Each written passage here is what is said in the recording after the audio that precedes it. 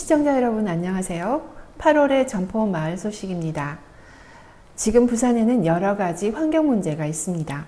정부는 가덕도에 새로운 공항을 개발하려 하고 있는데요. 그런데 이곳을 개발하면 동백꽃 군락지를 비롯해서 많은 자연 자원이 파괴될 것입니다. 낙동강 하구에는 대저대교 건설 문제가 있습니다. 낙동강 하구는 대표적인 철새 도래지이고 특히 대형 조류인 고니가 겨울을 나는 곳입니다. 고니는 몸이 무겁기 때문에 이 착륙할 때 넓은 수면 면적이 필요하고 낙동강 하구는 이 조건에 가장 알맞은 장소입니다. 이 장소 한가운데를 가로지르는 다리를 건설한다면 앞으로 고니가 서식할 장소가 사라질 것입니다. 부산시는 지금 이기대 예술공원에 폼피두 미술관을 건립하려 하고 있습니다. 이기대는 해운대와 광안리 바다에서도 보이는 때묻지 않은 자연 공간입니다. 이 자연 공간에 미술관 시설을 지으려는 계획에 대해 많은 시민들이 반대하고 있습니다. 그리고 또 한 곳은 황령산 정상의 전망대와 케이블카를 개발하는 것입니다. 여기에 대해서는 여러 차례 보도했습니다만 지난 8월 14일에는 황령산 케이블카 전망타워 반대 시민봉수 횃불 문화제가 열렸습니다. 이날 장면 잠시 보시겠습니다. 자기 팔과 다리를 잘라서 살아보겠다는 것인데 팔과 다리가 시민의 것이고 우리 아이들의 것이라면 동의하겠는가? 지금이라도 늦지 않았다. 벼랑 끝에 선 황령산을 지키는 일을 지키고자 하는 의지를 가진 시민이 자기의 목소리를 개발에 반대하는 입장을 천명하는 것이다.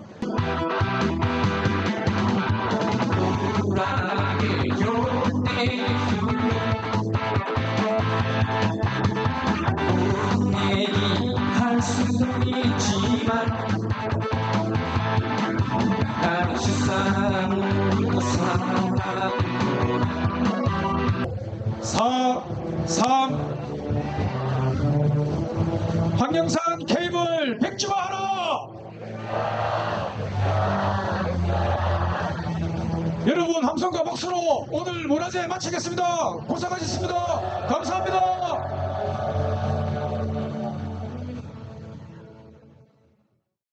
이번 달 점포마을 소식에서는 점포동에서 이루어지는 각종 공동체 활동, 이주민과 함께 벼룩시장을 여는 카페 한디, 점포동 카페거리를 빛내는 부산 커피 박물관, 그리고 점포동 청소년들의 시원한 여름 행사인 워터밤과 이 행사를 준비한 점포종합사회복지관 오영석 관장 인터뷰 순서로 진행하겠습니다. 지금 점포동에서는 공동체 활동이 활발하게 이루어지고 있습니다. 이 활동은 대부분 이번 달에 나온 지금은 점포시대 8월호에 실려 있습니다. 그 내용을 이근태 기자님과 함께 이야기 나눠보겠습니다. 네, 이근태 기자님 어서 오세요. 예, 반갑습니다. 네, 지금은 점포시대 일면에는 기찻길 테마거리 기사가 실렸습니다. 그리고 3면에 보면 부산 노동민생상담소 활동 기사가 있네요. 소식들 좀 전해주세요. 예, 그 기사에도 나와 있습니다만은 네. 노동민생상담소는 점포동 주민들의 민생 문제를 상담하기 위해 올해 8월부터 운영하고 있습니다. 네. 부산 노동민생상담소는 2021년부터 상담을 시작했으며 지금까지는 사하구에서 주로 활동을 했습니다. 그럼 이 상담소에서는 누구나 가서 상담받을 수 있는 건가요? 예, 그렇습니다. 네. 밖에마을센터에 방문할 수 있는 사람은 누구나 가서 상담을 받을 수 있습니다. 상담소는 매월 두 번째와 네 번째 일요일 오전 11시부터 오후 4시까지 운영을 합니다. 네. 기사를 보니까 상담하시는 분들 가운데는 변호사와 노무사도 계시고 파산 전문가 또 심리 상담사도 있더라고요. 종합적인 상담이 가능하니까 주민 여러분께서 많이 이용하시면 좋겠습니다. 예. 그리고 6면에 보면 중장년 인문학 프로그램을 한다고 돼 있는데요. 중장년 인문학 프로그램 설명도 부탁드립니다. 예. 이 프로그램은 네. 부산진 문화재단이 점포동에서 운영하는 프로그램입니다. 프로그램 이름이 이제는 점포시대인데요. 중장년 주민들이 글쓰기를 비롯한 여러 가지 활동을 하게 됩니다. 특히 마을 곳곳이 팝업 스토어로 변모하는 행사도 진행될 것입니다. 이 프로그램은 앞으로 계속 보도를 하도록 하겠습니다. 아, 네. 지난달에 부산 사회연대기금 파랑저금통에서 진행하는 안녕 로컬 사업을 보도한 적이 있으신데요. 예. 이 사업은 지금도 계속 진행 중인가요? 예, 그렇습니다. 전포동의 독립서점 크레타에서는 주변 카페와 연계 사업을 진행 중이고 네. 하마터면 작은 도서관은 사람책 행사를 했습니다. 사람책 행사도 파랑저금통의 지원을 받고 있습니다. 네. 전포동 하마터면 작은 도서관에서는 매주 수요일마다 점심을 같이 먹습니다. 사람책은 여기에 오는 사람들이 자신들의 이야기를 하는 것인데요. 지난 8월 13일에는 6번째 사람책으로 저희 조현란 기자가 나와서 자신의 이야기를 했습니다. 네. 조현란 기자는 마을 밥상을 운영하는 책임자입니다. 수요일 마을 밥상에 참여하는 사람들은 자율적으로 저금통에 돈을 냅니다. 그런데 최근에 이 저금통을 틀었습니다. 저금통에서 돈을 꺼냈다는 말씀이신 거죠? 식재료를 사기 위해서 그랬나요?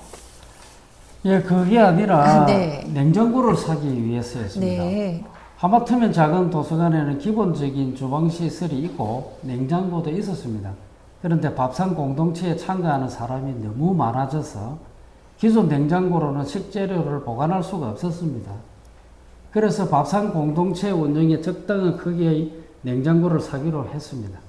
60만 원짜리 냉장고를 샀는데 마침 저금통에 있는 돈으로 충분했습니다. 아, 네. 사람들의 마음을 나누는 밥상 공동체가 점점 발전해가는 네. 것 같은데요. 정성 들여서 준비한 음식이 있으니까 사람들이 모이고 또 사람들이 모이니까 돈이 모이고 그 돈으로 필요한 물건을 갖춰나가는 것 같습니다. 이런 좋은 소식 앞으로도 많이 보도해 주시기 바랍니다. 예, 앞으로도 마을에서 일어나는 공동체 활동을 잘 살펴서 보도해 드리겠습니다. 네, 이 기자님 고맙습니다. 감사합니다. 앞에서 안녕 로컬 사업을 소개했는데요. 이 사업은 지역 공동체 발전을 위해서 노력하는 여러 단체를 지원하는 사업입니다. 이 사업 참여 단체 가운데는 카페 한디가 있습니다. 이곳을 낸시 기자가 다녀오셨는데요. 낸시 기자님 모셔보겠습니다. 기자님 어서 오세요. 네, 안녕하세요. 네이시 기자입니다. 저는 네. 그 전포동 끄트머리에 있는 카페 한디의 정은정 대표를 만나보았습니다. 그리고 카페 한디에 대해서 얘기를 나눠봤습니다. 카페 이름이 한디네요. 우리 센터의 카페 밖에처럼 어떤 뜻이 있을 것 같은데요. 그리고 여기가 어떤 공간인지도 궁금합니다. 네, 먼저 한디의 의미를 말씀드리자면 한데, 네. 한 곳에 혹은 한 자리에 이 발음이 변한 걸로 그 예를 들면 경상도 사람들이 흔히 네. 말하다가 네. 사람들이 한디 모여있다 아이가 라는 표현들을 자주 쓰는데 네. 거기서 한디의 아이디어를 얻었다고 합니다. 되게 기발한 이름인데요. 절대 잊지는 못할 것 같습니다. 네, 이 공간은 단순히 커피랑 디저트만으로 유명한 곳이 아니라 네. 이 내국인과 국내에 거주하는 외국인이 자연스럽게 융화될 수 있는 만남의 플랫폼을 만드는 게 목적이라고 합니다. 아주 특색 있는 곳인데요. 요즘엔 점포 카페 거리에서도 심심치 않게 외국인들을 볼 수 있더라고요. 국내에 거주하는 외국인이라면 이주민들을 말씀하시는 건가요? 네, 그 이주민들을 다 포함해서 네. 국내 장기 혹은 단기로 거주하는 외국인들이나 네. 유학생들까지 혹은 또 관광객으로 오시는 분들 다 포함해서요. 다양한 사람들이 같이 할 수 있는 활동으로 플리마켓을 열었다고 합니다. 플리마켓이라고 하면 중고 물품이나 빈티지, 수공예품 같은 것들이 개인이 직접 판매하는 벼룩시장 형태 말씀하시는 거죠? 네, 맞습니다. 이 행사에서는 네. 외국인들이 경제 주체가 되어서 활동을 많이 할 수 있도록 카페 한디에서 배려를 많이 했는데요. 주로 이 외국인들이 가지고 온 자기 나라 소품들 혹은 직접 만든 공예품들 네. 그리고 디저트, 책자들을 판매하고 함께 즐거운 시간을 보냈다고 합니다. 잠시 사진들을 함께 보실까요?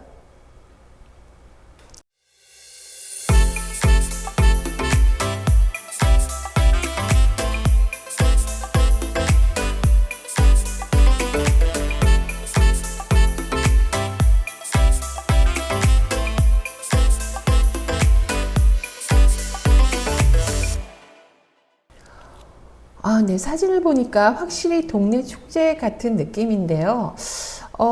주로 외국인들만 좀 보이네요. 이 행사에 참여한 동네 주민분들은 안 계신가요? 네, 확실히 예리한 질문을 해주시네요.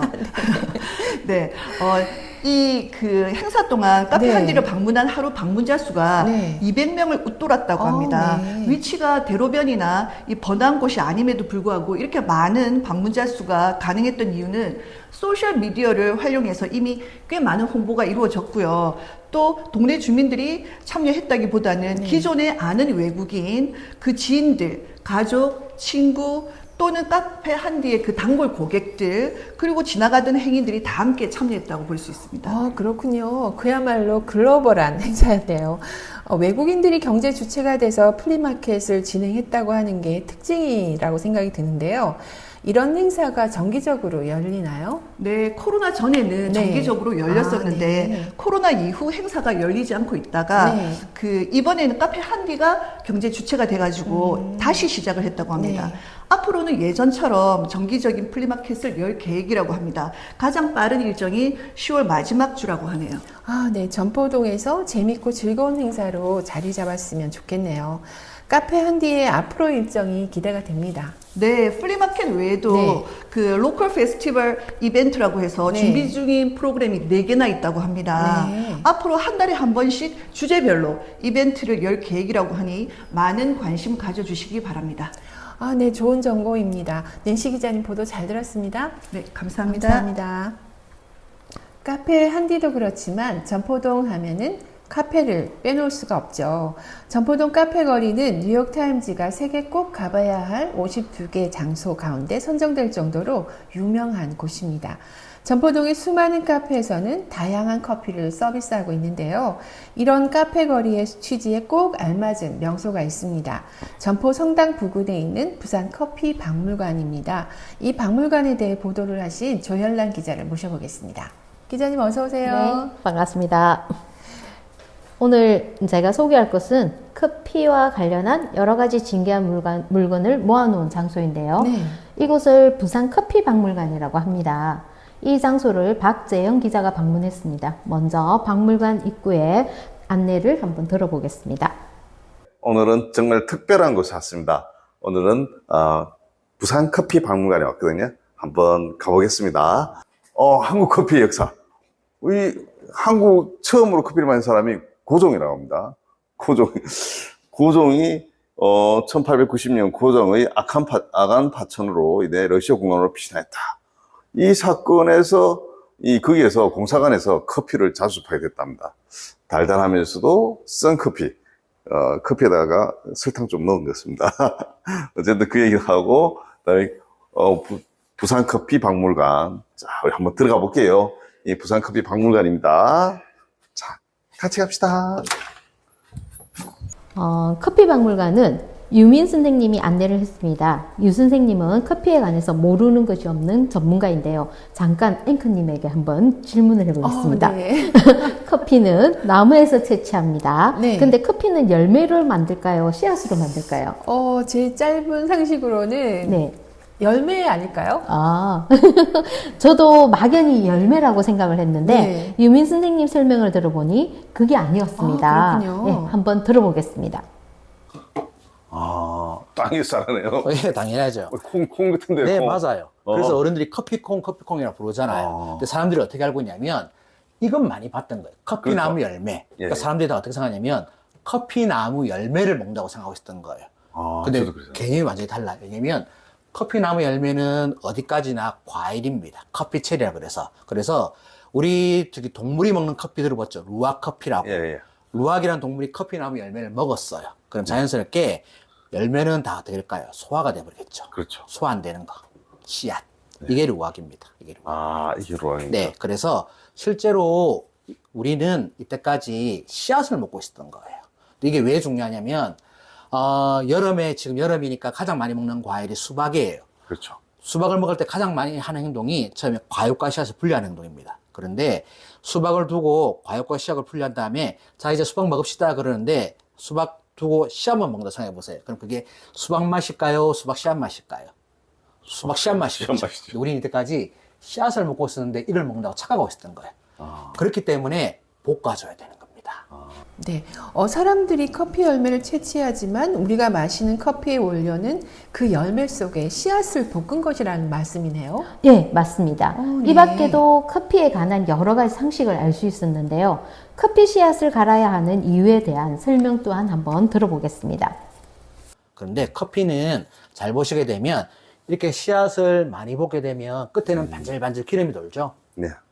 우리가 먹는 모든 식용유 종류는 다 종자에서 옵니다. 한국 사람이 제일 좋아하는 거 참깨 씨앗이죠. 네. 예, 그리고 부엌에 쓰게 되는 식용유 다 해바라기 씨유, 무슨 씨유 하다못해 콩기름도 종자니까 그건 거예요. 그래서 실제로 얘는 딱딱한 껍질에 둘러싸여져 있는 거예요. 얘를 물에 넣고 끓인다 하더라도 유막도 쌓여져 있으니까 잘 안 우러나는 거예요. 그래서 갈아주는 겁니다. 아, 갈아주는 이유가 거기 있는 거예요. 그래서 실제로 유럽에서도 400년 전에는 이렇게 절구를 썼었어요. 쿵쿵쿵쿵 찧어서 가루를 내었던 겁니다. 유민 선생님의 커피 도구 설명이 정말 흥미로운데요. 관심 있는 분은 저희 밖에마을TV 채널에 있는 와 커피 박사님이 여기 계시네요를 시청하시기 바랍니다. 그런데 이 커피 박물관이 지금 장소 이전을 고려하고 있다고 합니다. 네. 커피 박물관이 원래 지하철 점포역 7번 출구 부근에 있었는데 운영난으로 인해서 현재 장소로 옮겼습니다. 지금은 원래 장소보다 면적이 절반으로 축소된 상태이고요. 이 박물관은 앞으로 다른 장소로 이전할 것을 고려하고 있다고 합니다. 참 안타까운 소식인데요. 네. 점포동 커피 거리가 유명하긴 하지만 커피 문화를 알리는 박물관 하나쯤은 좀 유지되면 좋겠습니다. 네. 그런데 이곳은 누구나 방문할 수 있는 건가요? 뭐 입장료가 있거나 서비스하는 커피가 비싸진 않나요? 그렇진 않습니다. 부산 커피 박물관은 커피 문화를 알리는 것을 목적으로 하기 때문에 네. 누구나 가서 안내를 무료로 들을 수 있고 이곳에서 서비스하는 커피를 맛볼 수 있습니다. 저도 이곳에 커피를 마셨는데요. 기계로 뽑는 커피하고는 확실히 커피 맛이 다르더라고요. 앵커님도 시간 되실 때 한번 가서 드셔보세요. 꼭 그래야겠습니다. 부산 커피 박물관이 점포동에 있는 소중한 문화 공간이니까 많이 이용하셨으면 좋겠습니다. 기자님 고맙습니다. 네. 지난 8월 16일 점포동의 동중학교에서는 어린이와 청소년들이 참가하는 신나는 행사가 열렸습니다. 먼저 행사 장면 잠시 보시겠습니다. 오늘 많이 칭찬하겠죠? 그래야 도움 받을 수 있겠죠? 많이 몰려요.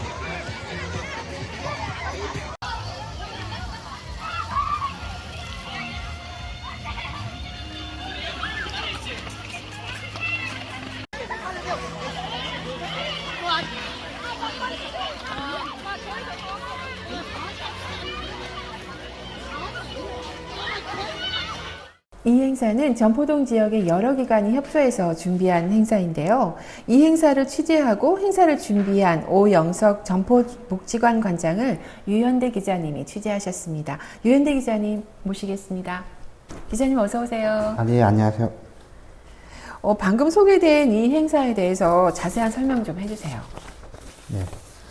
네, 방금 보신 행사의 공식 네. 명칭은 점포 워터밤 점포 에코 픽픽픽이고요. 네. 점포종합복지관을 주축으로 하여 인근의 지역 유관단체인 부산진구 진로교육지원센터, 부산진구 점포 청소년센터, 부산진구 국민체육센터, 남부산 지역아동센터와 행복한 공부방 지역아동센터가 연합하여 부산 동중학교의 협찬으로 진행되었습니다. 사실 작년에도 워터밤 행사가 있었는데 네. 반응이 꽤 좋아서 올해도 계속하였다고 합니다. 그렇군요. 그럼 이번에 점포종합복지관에서 주관했다고 하셨는데 관장님 이야기도 준비하셨다고요? 네, 이번에 워터밤 행사를 주관하신 네. 점포종합복지관 오영석 관장님 말씀 듣겠습니다. 아주 오랜 시간 동안 여러 차례 있어서 할로윈데이 행사를 진행했습니다. 예. 복지관에 이제 할로윈데이를 했는데 예. 2022년도 저희가 3월 31일 정도로 생각을 하고 있는데요. 예. 그 토요일이었습니다. 저희 할로윈데이 행사를 저희는 무사히 잘 하고 사고 없이 잘 하고 복지관 내에서 했는데 그날 저녁에 이제 이태원에서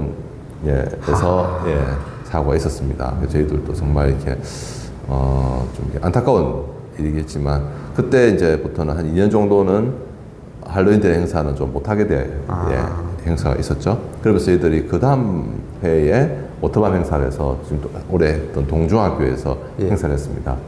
또 이제 이렇게 워터밤에서 하다 보니까 한번 이렇게 물총놀이라든지 풀을 하기 위해서는 조금 어머니들이 애들 데리고 멀리 나가야 되는데, 그렇죠.